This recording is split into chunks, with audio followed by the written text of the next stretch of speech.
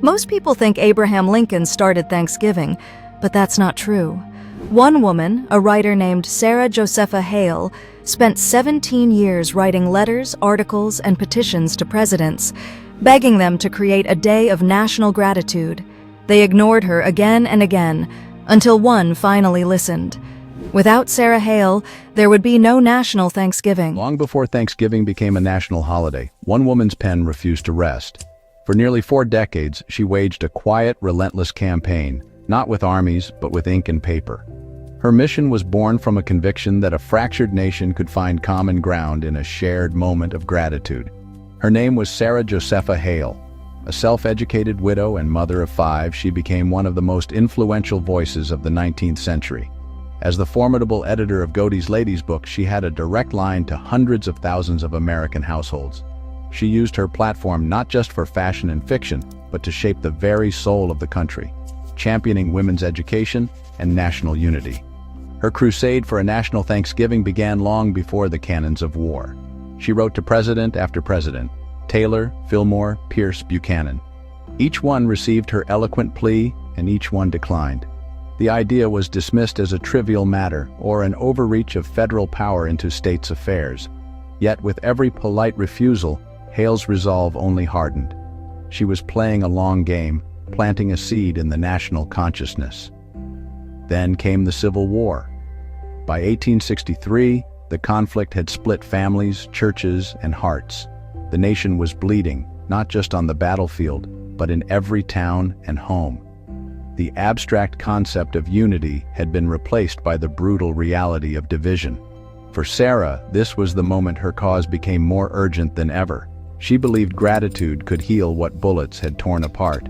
A day of thanks, she argued, would be a great Union Festival of America, a moral and social force that could remind every citizen, North and South, of their shared heritage and destiny. So, at the age of 74, she picked up her pen once more. This time, she wrote not just as an editor, but as a patriot and a mother, her words carrying the weight of a nation's sorrow. She wrote again to President Abraham Lincoln, pleading for a day when every home, North and South, would pause to give thanks. She urged him to use his authority to appeal to the sublime prayer of the people, to set aside a day for all Americans to look beyond the smoke of battle and acknowledge the blessings that remained. Her letter arrived at the White House just weeks after the Union victory at Gettysburg. Lincoln, a man burdened by the immense cost of the war, saw in her proposal not a distraction but an opportunity, a path toward the reconciliation he so desperately sought. In the quiet persistence of this one woman, he found the echo of a nation's hope for peace. For decades, Sarah Josepha Hale, the influential editor of Godey's Ladies book, had championed a singular, unifying idea. It was a vision she pursued with unwavering resolve, a national day of Thanksgiving. Her campaign began long before the nation was torn asunder. She had written 5 presidents before Lincoln. From Zachary Taylor to James Buchanan, each leader received her eloquent plea, and each in turn declined. Some cited states' rights, arguing such a proclamation was beyond federal power. Others simply dismissed the idea as a quaint regional custom, unworthy of national attention. The rejections were polite, but firm. Yet, with every refusal, Sarah's conviction only deepened. But Sarah never stopped.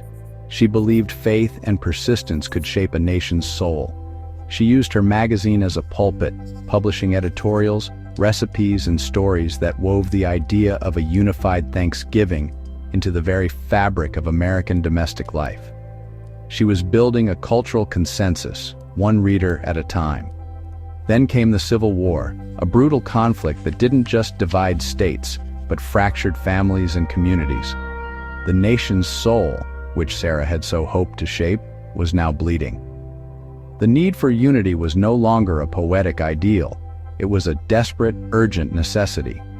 The casualty lists grew longer, and the divisions seemed insurmountable. It was in this dark hour that Sarah Hale, now 74 years old, picked up her pen once more. She wrote directly to President Abraham Lincoln, framing her request not as a mere holiday, but as a profound act of moral and national healing. Her letter, dated September 28, 1863, argued that a national day of thanks could help heal the wounds of the nation. In October 1863, amidst the crushing weight of war, Lincoln finally listened. Her words resonated with a president searching for any means to bind the country together. He declared the last Thursday of November a national day of thanksgiving. The proclamation itself was a masterpiece of solemn hope, calling on Americans to remember the gracious gifts of the Most High God, even in the midst of an unavoidable civil strife. Her letter had reached the heart of a weary nation. For the first time, Americans from Maine to the occupied territories of the South were called to pause on the same day, to reflect on a shared, if fractured, identity.